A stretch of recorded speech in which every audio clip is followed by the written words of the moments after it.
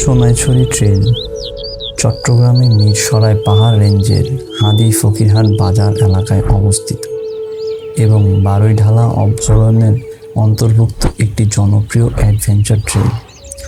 বুনো প্রকৃতি, বিশাল পাথরের বোল্ডার, খাড়া পাহাড় আর পিচ্ছিল জিরিপথ এই ট্রেলকে করেছে রোমাঞ্চে ভরপুর। প্রায় 28 কিলোমিটার দীর্ঘ এই ট্রেলের অন্যতম আকর্ষণ বাদুর জাখুম। দুই পাশে 100 থেকে 150 ফুট উঁচু পাথরের দেয়াল ঘেরা এক রহস্যময় কুম, যেখানে হাজার হাজার বাদুড়ের বসবাস। আর এই দীর্ঘ ও চ্যালেঞ্জিং যাত্রার শেষে অপেক্ষা করে অপরূপ সোনাইছড়ি ঝর্ণা। শুরু করছি আমাদের আজকের ভ্রমণ যাত্রা। ঢাকা চিটাগাং রোড থেকে চট্টগ্রামের উদ্দেশ্যে আমরা রওনা দিই রাত 11টায়। চট্টগ্রামগামী নন এসি বাসের ভাড়া সাধারণত 500 থেকে 600 টাকা এবং এসি বাসের ভাড়া 700 থেকে 900 টাকার মধ্যে। যেহেতু এটি আমাদের বাজেট ট্যুর, তাই কিছুটা দরদাম করে আমরা 250 টাকায় একটি নন এসি লোকাল বাসে উঠে পড়ি। সোনাইছড়ি ট্রেলে যেতে হলে ঢাকা থেকে চট্টগ্রামগামী বাসে উঠে হাদি ফকিরহাট বাজারে নেমে যেতে হবে।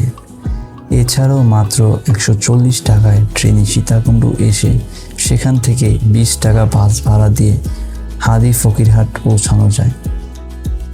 হাদি ফকিরহাট বাজার থেকে পায়ে হেঁটে অথবা সিএনজি করে বড় পাথর এলাকায় যেতে হবে। সেখান থেকে শুরু হয় সোনাইছড়ি ট্রেলের মূল পথ। আচ্ছা, একটা মজার জিনিস কি জানেন, যে আমরা সীতাকুণ্ডের যে কোনো পাহাড়ে যদি যেতে চাই, তাহলে আমরা পূর্ব দিকে যে রাস্তাটা পড়েছে সবসময় সেখানে যাব। এবং প্রত্যেকটা বার আপনি যে কোনো ঝর্ণা বলুন, পাহাড় বলুন, ট্রেল বলুন, সব ক্ষেত্রে আপনাকে একটা রেল লাইন ক্রস করতে হবে।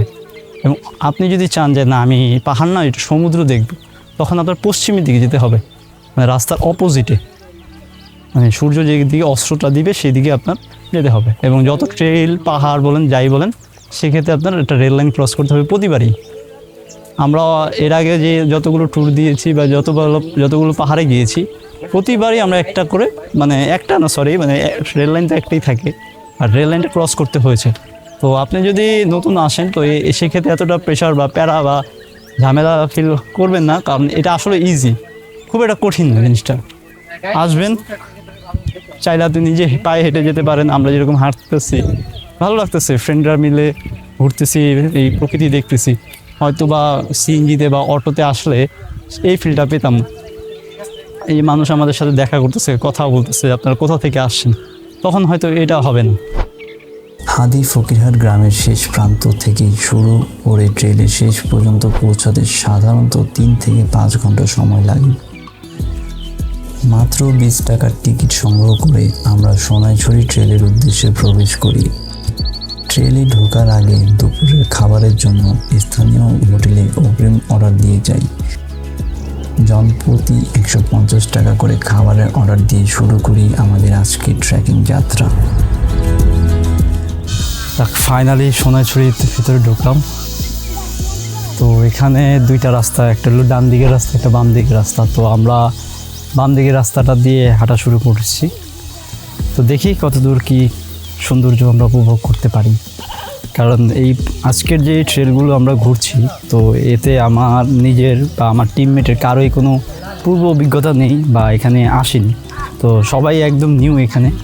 তো আশা করি অনেক ভালো লাগতেছে যে সবাই নিউ, সবাই এক্সপ্লোর করতেছি। জিনিসটা আসলে মানে একটা অন্যরকম ফিলিং দিচ্ছে। তো দেখি। সোনাইছড়ি ট্রেলে ট্রেকিং করতে গেলে কিছু প্রয়োজনীয় জিনিস সঙ্গে রাখা উচিত, যেমন শুকনো খাবার, পর্যাপ্ত পানি, গামছা, ট্রেকিং জুতা, হাফ প্যান্ট বা 3/4, ফার্স্ট এইড কিট এবং প্রয়োজনীয় ওষুধ। সঠিক প্রস্তুতি আপনার ট্রেকিংকে আরও নিরাপদ ও আরামদায়ক করে তুলবে।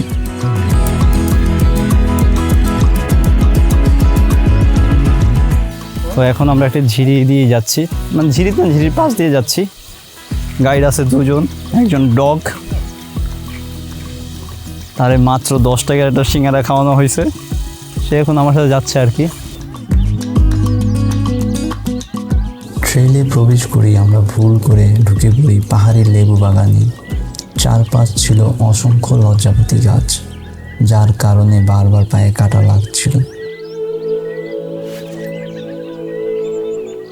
কিছুক্ষণ খোঁজাখুঁজির পর আমরা পৌঁছে যাই প্রথম বিশাল পাথরের বোল্ডারের সামনে। এই বিশাল আকৃতির পাথরগুলোকে অনেকে বুলডোজার পাথর অথবা বোল্ডার পাথর বলে থাকে। পাথরগুলোর উপর দিয়ে হেঁটে চলতে আমাদের খুবই আনন্দ লাগছিল।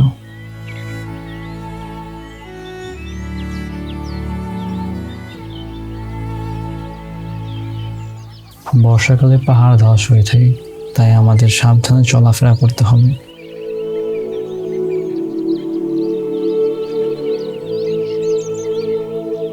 আস্তে আস্তে আমি চলে আসছি বুলডোজার পাথরের এখানে।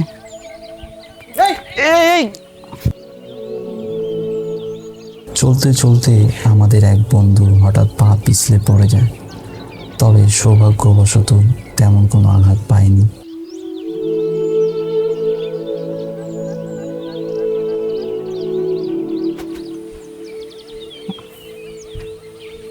তারপরের ভিউটা একটু দেখাচ্ছি আপনাদের সবাইকে। জাস্ট লুক অ্যাট, এখানে অনেক বুলডোজার পাথর রয়েছে। আমি চেষ্টা করব সম্পূর্ণ সবগুলোকে অতিক্রম করে সামনে যাবার। সেখানে একটা ঝর্ণা রয়েছে, যদিও এখন ঝর্ণায় পানি পাবো না, তাও যাবো আর কি।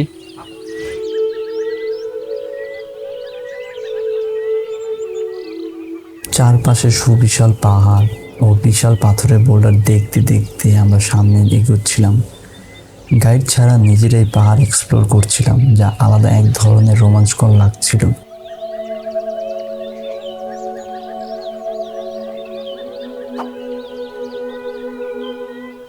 ধীরে ধীরে আমরা পাথরের উপর দিয়ে সামনে এগোতে থাকি। বিশাল এই পাথরের পথ একদিকে যেমন ভয়ঙ্কর, তেমনই অন্যদিকে অসাধারণ সুন্দর।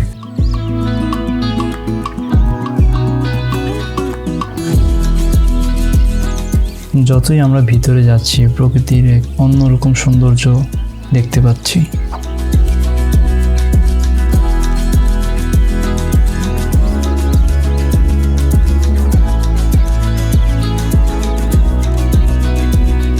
এরকম ট্রেলে আপনি নিজে একা কখনো ভ্রমণ না করাটাই ভালো। চেষ্টা করবেন আপনার ফ্রেন্ড সার্কেল অথবা কোনো গাইডের সাহায্যে আপনি এই জায়গাগুলো উপভোগ করার।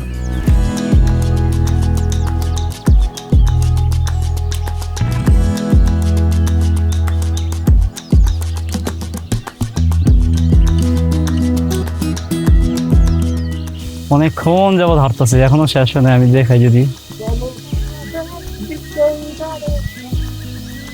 ওই আরেক পাগল আমার পিছনে চলো বাংলাদেশ করতেছে।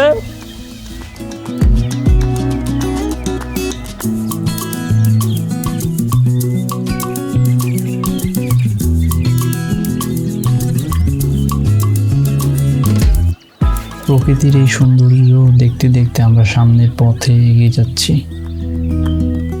এবং যতই ভিতরে যাচ্ছি ততই প্রকৃতি আরো সুন্দরভাবে ফুটিয়ে তুলছে নিজেকে।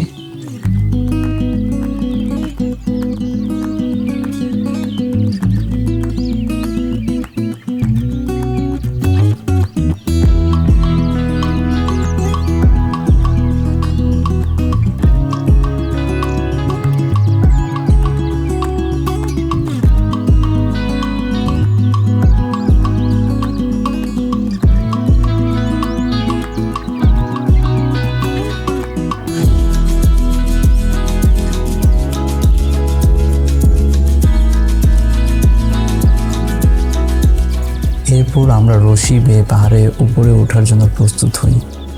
আগের ট্রিপে কাদা মাখা রশি ধরে নামার সময় হাত পিছলে পড়ে গিয়েছিলাম, তাই এবার আমরা একটি সাধারণ গ্লাভস সঙ্গে নিয়ে এসেছিলাম, যা আমাদের কাজে দেয়।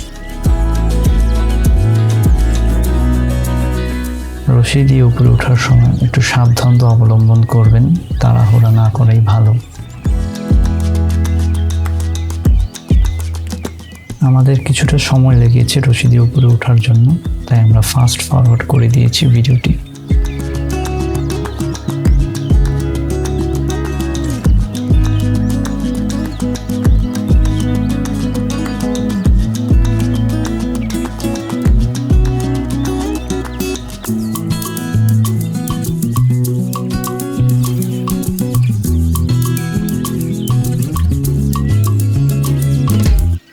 নিচ থেকে অনেক উপরে উঠছি, এখন আবার আরেকটা খাদ এই যে দেখা যাচ্ছে, এটার ভিতরে ঢুকুন।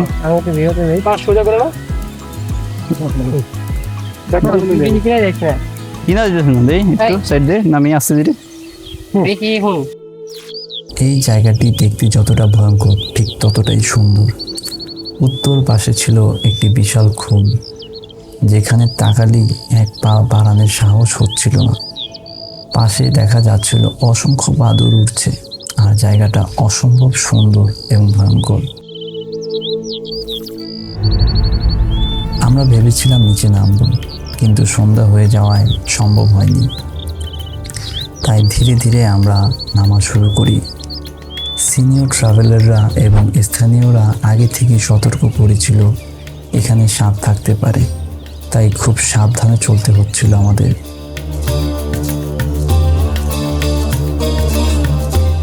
যেহেতু আমাদের সাথে কোনো গাইড ছিল না, তাই আমরা খুব সাবধানে চলতে শুরু করলাম।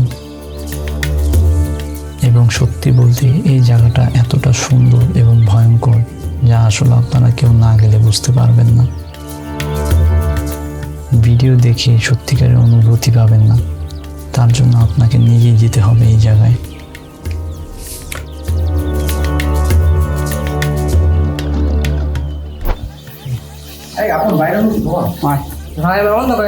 সময় নষ্ট করে লাভ নেই, আমাদের মেয়ে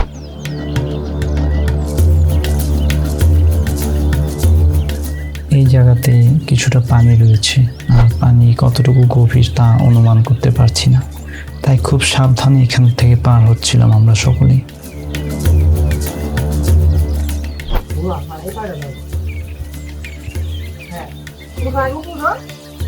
ঘুরো, সরো সরো, তুই ঘুর ঘুর।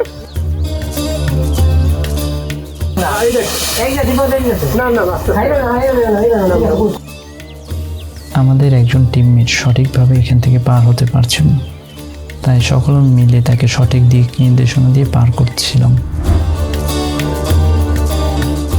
এবং আমি রাস্তা খুঁজতে শুরু করে দিই, কিন্তু তখনও রাস্তা খুঁজে পাচ্ছিলাম না যে কোথা থেকে বের হব। সেদিন সোনাইছড়ি ট্রেনে আমরা একটি টিম ছিলাম, তাই সন্ধ্যা হবার আগে আমাদের বের হতে হবে।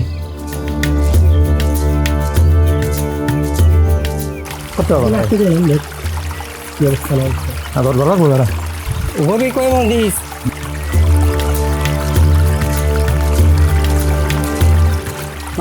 পিছিয়ে আবার হ্যাঁ অনেক পিছিয়ে পথ চলতে চলতেই আমরা একটি গাছের ডাল পাই এবং সেটি সাথে নিয়ে হাঁটতে থাকি, এবং সেই ডালটি তখনই কাজে দেয় যখন আমরা পানির মধ্যে নামি।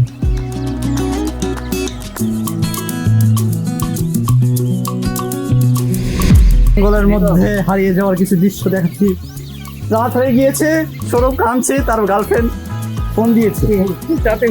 সৌরভ এখন আমার সাথে মজা করবে না, কারণ সন্ধ্যা হয়ে গিয়েছে। তাই ঢাকায় গিয়ে আমার সাথে এটা শোধ তুলবে।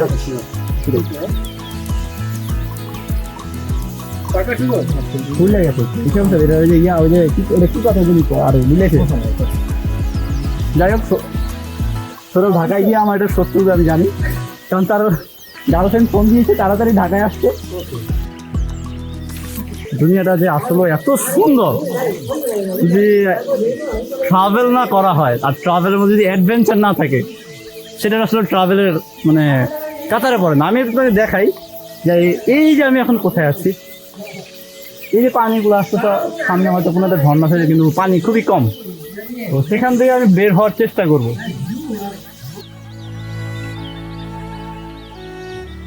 এখান থেকে আমি সোনাইছড়ি ঝর্ণার রাস্তা খুঁজে পেয়ে যাই।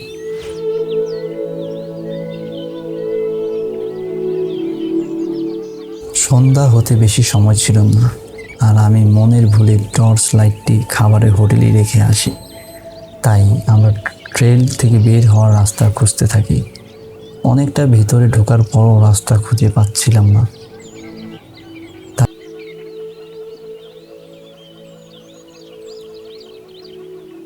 আমাদের প্রতিটি ভিডিওতে র ফুটেজ রাখার চেষ্টা করব, যাতে আপনারাও এই জায়গাগুলো সুন্দরভাবে এক্সপ্লোর করে আসতে পারেন।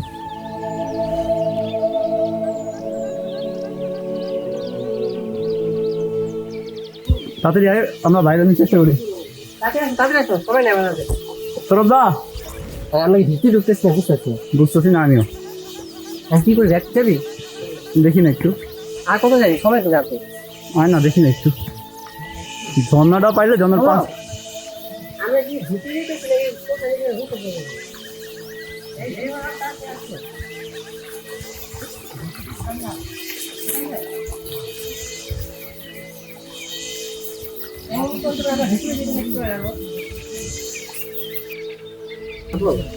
তোমার কি মনে হয় কি ছিল?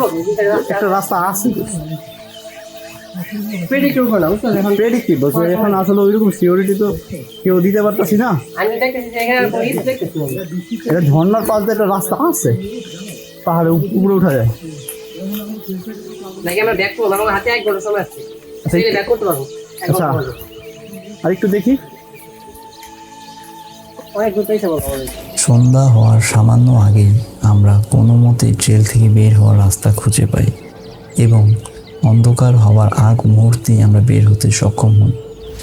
ট্রেল শেষ করে আমরা আগে থেকে অর্ডার করা খাবার খেয়ে নিই। খাওয়া দাওয়া শেষে 10 টাকা অটো ভাড়া দিয়ে বাস স্ট্যান্ডের উদ্দেশ্যে রওনা দিই। এরপর ঢাকা ফেরার জন্য 300 টাকায় ভাড়ায় একটি লোকাল বাসে উঠে পড়ি।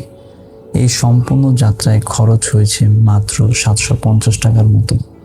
তবে একটি বিষয়, ট্রাভেল করার ভাড়া কম বেশি হতে পারে সময় সাপেক্ষে, তাই সেফটির জন্য কিছু এক্সট্রা টাকা রাখা উচিত। এভাবেই শেষ হয় আমাদের আজকের সোনাইছড়ি ট্রেল অভিযান। পুরো যাত্রাটি ভয়, রোমাঞ্চ আর সৌন্দর্যের এক অসাধারণ মিশ্রণ। আশা করি পরবর্তীতে আমরা আরও ভালোভাবে পুরো ভিডিও নিয়ে ফিরে আসব। আপনারাও চাইলে একদিনের ছুটিতে এই জায়গাটি ঘুরে আসতে পারেন। অভিজ্ঞতাটা সত্যি খুব অসাধারণ।